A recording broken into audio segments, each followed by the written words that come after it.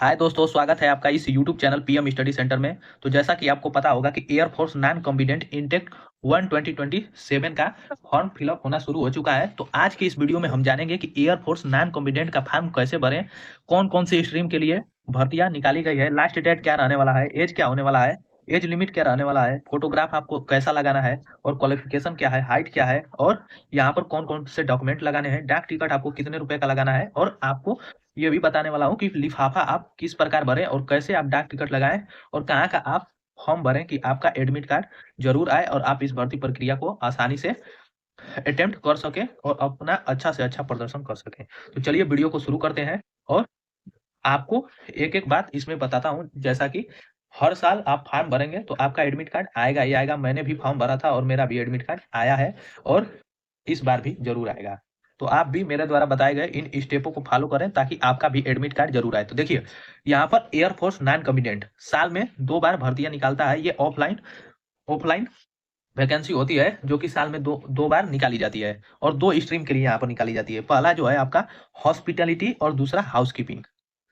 Hospitality और housekeeping क्या क्या होता है, मतलब इसमें क्या क्या आपको करना होगा, आप किस पद के लिए अप्लाई कर सकते हैं। तो सबसे जानेंगे पहले कि हॉस्पिटैलिटी में आपको क्या क्या कार्य करना पड़ेगा। तो हॉस्पिटैलिटी का मतलब है कि यदि आप इसमें यदि आप भर्ती होते हैं तो आपको खाना पकाना, रसोई प्रबंध करना, व्यंजनों की प्रस्तुति करना, रसोई को साफ स्वच्छ एवं सुरक्षित रखना, मेज कुर्सियां बिछाना और खाना पानी आदि परोसना का कार्य आपको हॉस्पिटैलिटी में करना पड़ेगा। और हाउसकीपिंग हाउसकीपिंग में यदि आप भर्ती होते हैं तो हाउसकीपिंग में आपको फर्श, सड़क, कमरे, बाथरूम, मूत्रालय आदि की साफ सफाई आपको करनी पड़ेगी।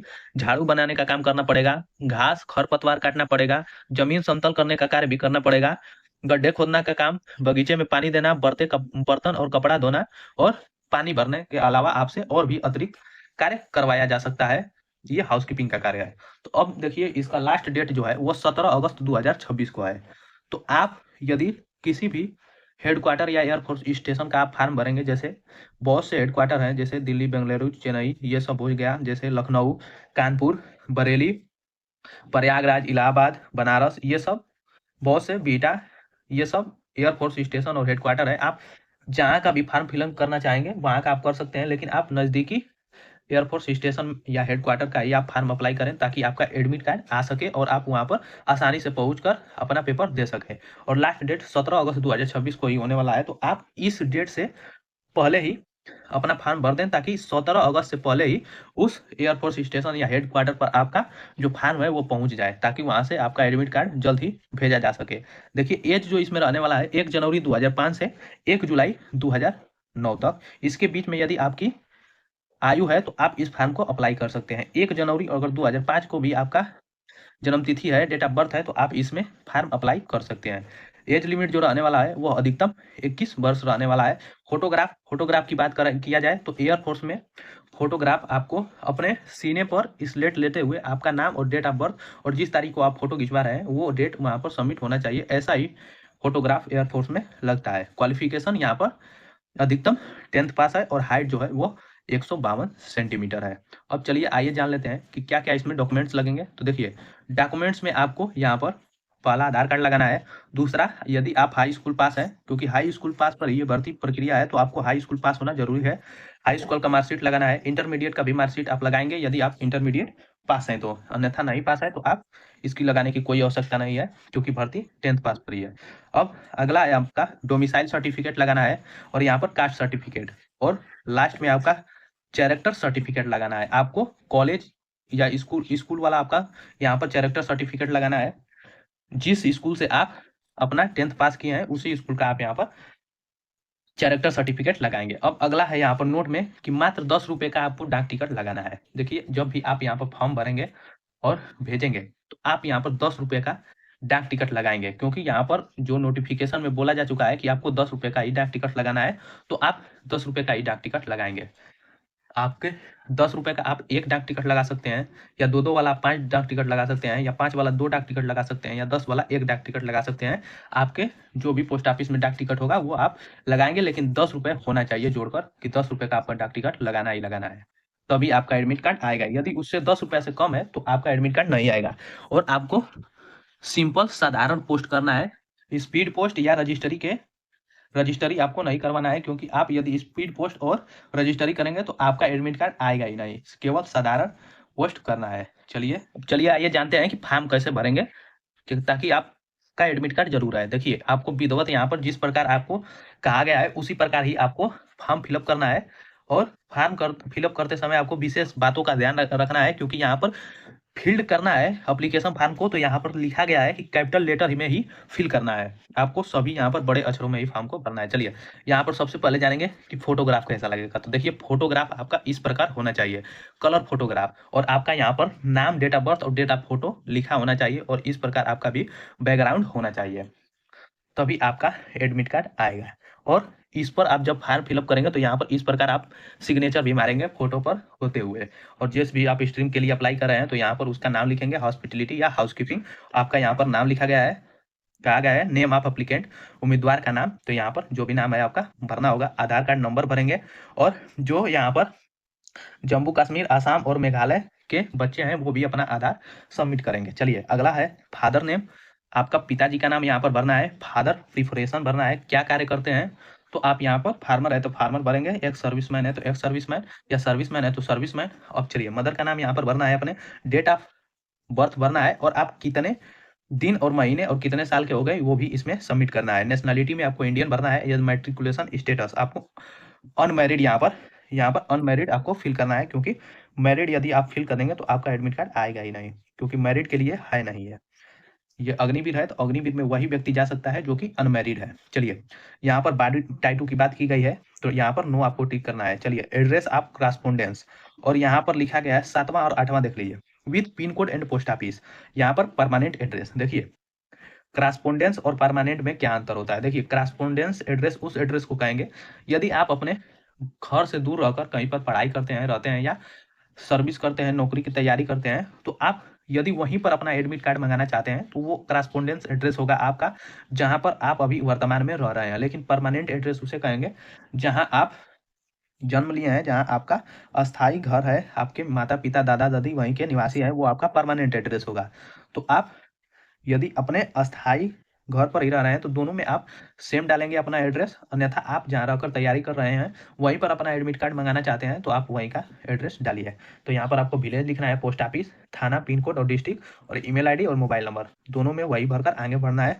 चलिए, अब जानते हैं यहाँ पर एजुकेशन क्वालिफिकेशन मांगा गया है। तो आप यहाँ पर 10वीं पास, किस बोर्ड या यूनिवर्सिटी से पास है वहाँ का आपका नाम लिखना है और सर्टिफिकेट नंबर, और यहाँ पर 12 पास किया है तो आप 12 का भी यहाँ पर सर्टिफिकेट नंबर और किस बोर्ड या यूनिवर्सिटी से पास किया है वो आप जरूर लिखें। चलिए, 10 नंबर अब देखते हैं।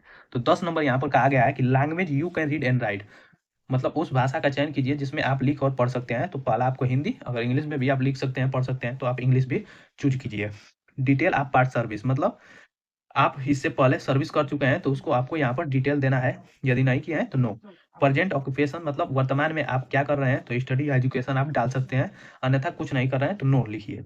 चलिए, अगला यहाँ पर लिखा गया है 13 नंबर की is your father deceased retired servicing air person airman. ये सब यदि आपके पिताजी रिटायर हैं या सर्विसमैन पर्सन है एयरफोर्स में तो आप उनका यहाँ पर विवरण जरूर देंगे, और यहाँ पर लिखा गया है डिस्चार्ज सर्टिफिकेट भी लगाएंगे, और इससे आपको कुछ इसमें छूट मिल सकता है।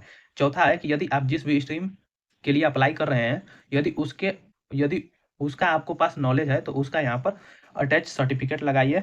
यदि आपके पास उस काम का सर्टिफिकेट है, आप उसमें एक्सपीरियंस है आपका उस काम में, तो आप उसका सर्टिफिकेट जरूर लगाइए, इससे आपको उसमें छूट दी जाएगी। और यहाँ पर आपको डेट लिखना है और यहाँ पर सिंपली सिग्नेचर कर देना है। यहाँ पर भी कुछ विवरण दिया गया है, जैसा कि the information given above the true and best of my knowledge. देखिए, इसमें आप कुछ जानकारी दी गई है, जैसा कि आपको इसमें कहा गया है कि जो मैंने यहाँ पर फिलअप किया है वो सब मेरे बारे में सत्य है, और मैं इसकी यहाँ पर स्वीकृति स्वीकार करता हूँ। ये सब कुछ दिया गया है, जो आपको स्वयं आपको यहाँ पर उसका अपना सिग्नेचर करना है कि मैं यहाँ पर जो भी विवरण दिया गया हूँ वो मेरे द्वारा ही दिया गया है और ये सब सत्य है और मैं इसे स्वीकार करता हूँ। इसके लिए आपकी सहमति यहाँ पर दी गई है, सहमति ले जाएगी आपसे, इसलिए आपको यहाँ पर सिग्नेचर करना है, वहाँ पर डेट डालना है।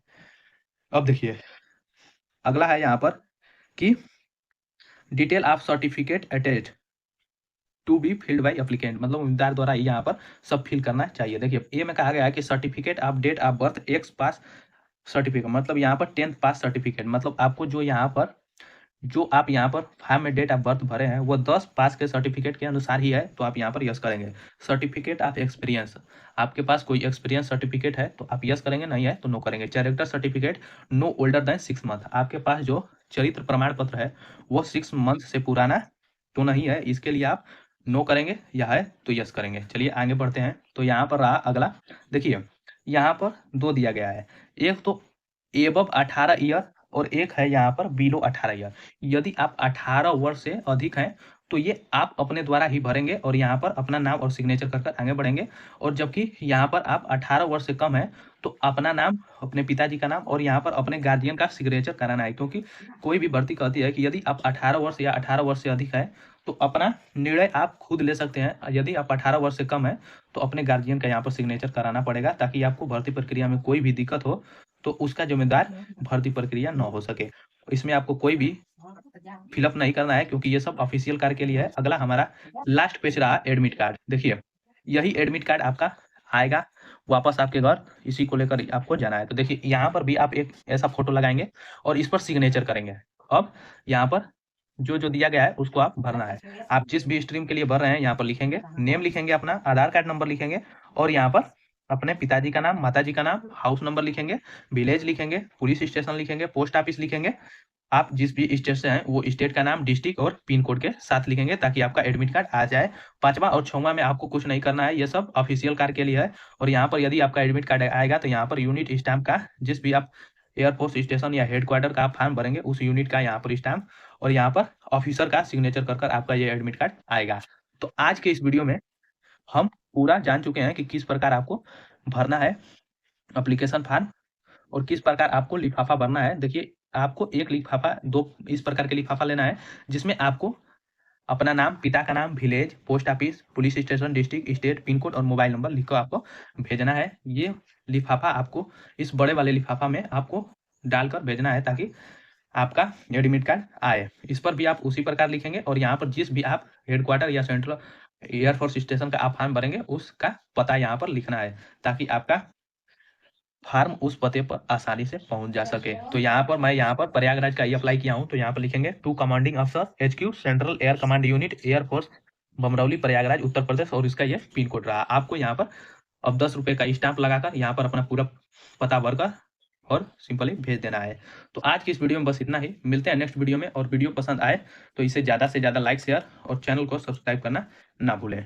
तो मिलते हैं नेक्स्ट वीडियो में, और इसी प्रकार का वीडियो देखने के लिए आप इस चैनल को जरूर सब्सक्राइब करें।